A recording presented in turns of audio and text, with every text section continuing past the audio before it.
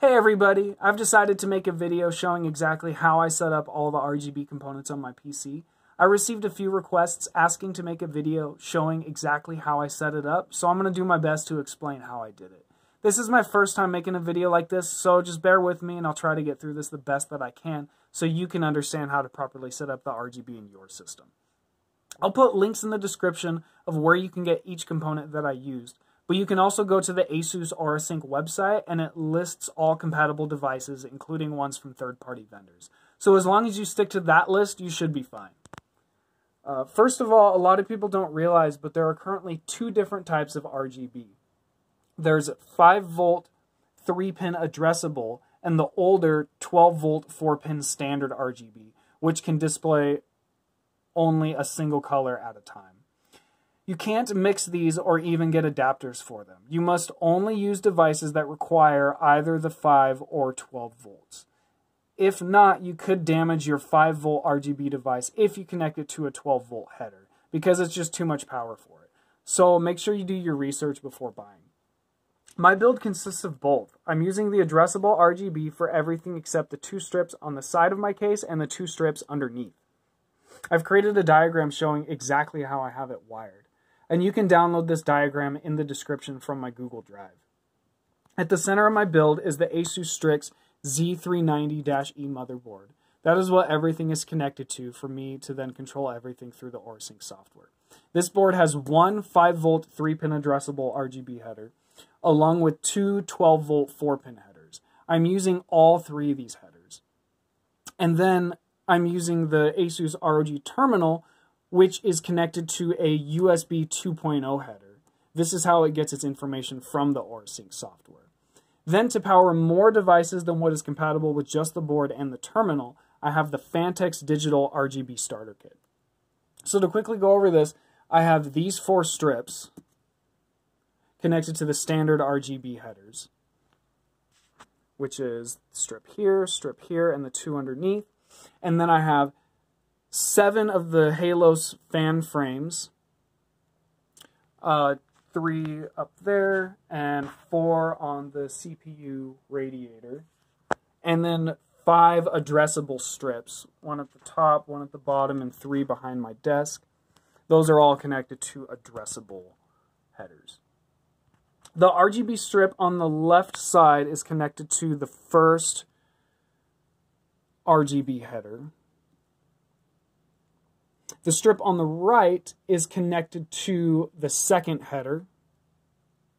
And then connected to that, I have daisy-chained 2 more that are underneath my case. So these 3 can only display, or they will display the same color at the same time. It's only the addressable devices that allow me to have multiple colors on the same device at any given time. So first in the chain of the addressable RGB is the Halos on the back fan.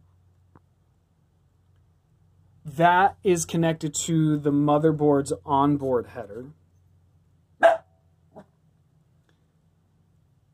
Then I have everything else connected to the Asus ROG Terminal. This terminal is the key to having all this extra lighting. Without it, I was very limited in the amount of devices I could hook directly to my motherboard, and even just the Fantex starter kit.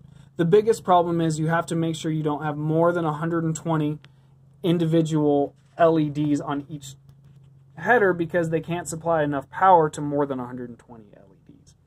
So working around 120 LEDs per header using the ROG Terminal, I also utilized the Fantex digital RGB starter kit to power the 2 fans on the front as well as the 2 on the top. This gets extra power from a SATA power plug directly from the PSU. And then that's getting its input signal from the first header on the terminal. The second header on the terminal, I have sending a signal to the fans on the back of the CPU's radiator. Then I have the Fantex addressable strips, the top and bottom ones, connected to the third header. The fourth header I used for the strips that are going along the back of my desk. These 3 came with the ROG Terminal, and since I already had enough strips in my case. I decided to put them at the back of my desk to get some ambient lighting.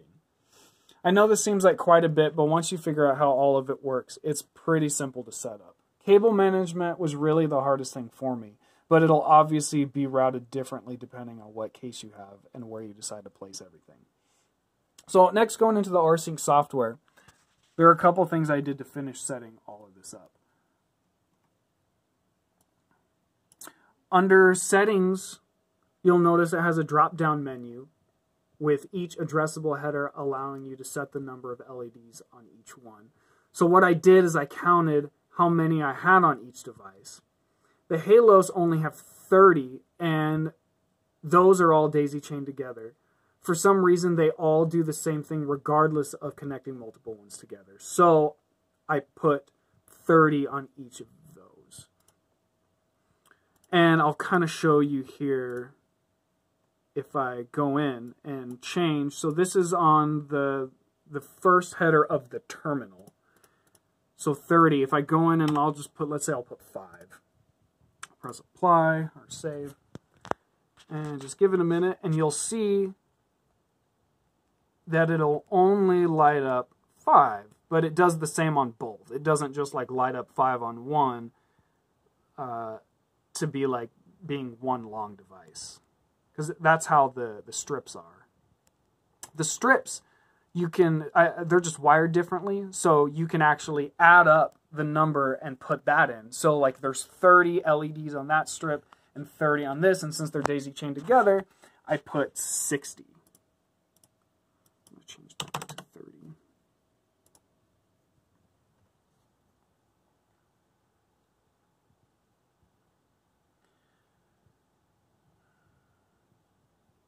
And there we go. Okay. So I'll show you. So yeah, those are all the halos. Then this one, the third header, I put 60, and the fourth header for the ones going across the back of my desk.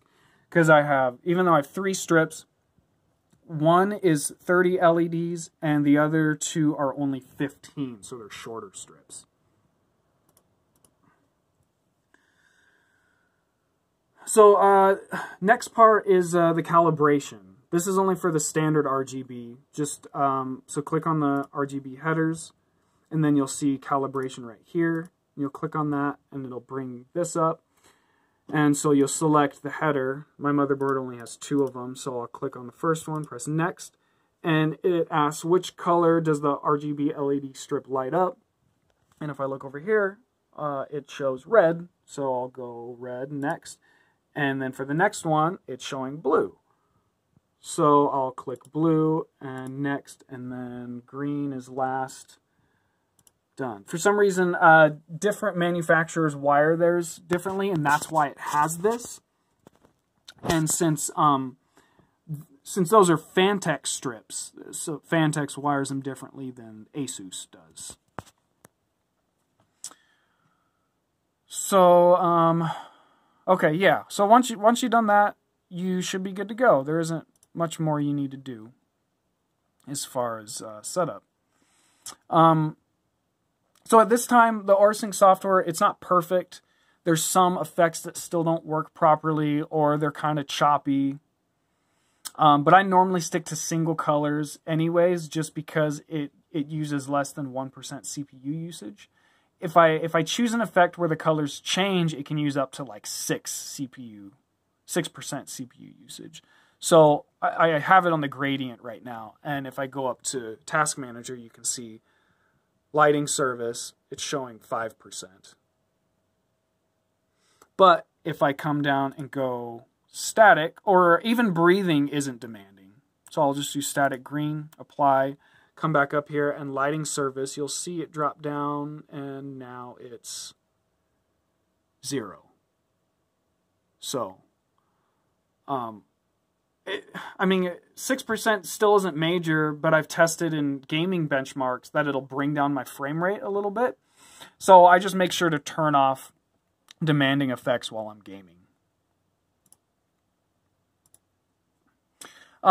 Anyways, that about does it.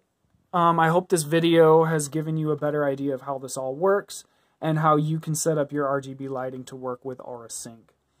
There are a lot more types of devices like GPUs, CPU coolers, keyboards, and mice that might be compatible with Aura Sync, but my EVGA GPU and CPU cooler are not compatible. But I can change the color of those through separate software, but I think the white looks just fine because I have all these other crazy lights in the case. And then I have a Logitech keyboard and mouse that uses the Logitech gaming software to change the RGB lights on these. And to be honest, that software works so much better and has much more effects and smooth transitions. So, I mean, hopefully one day Asus will tidy up their software to make it work as it should and be more compatible with even more devices. But yeah, so if you have any questions, feel free to ask in the comments section. And yeah, thanks for watching, and have a great day.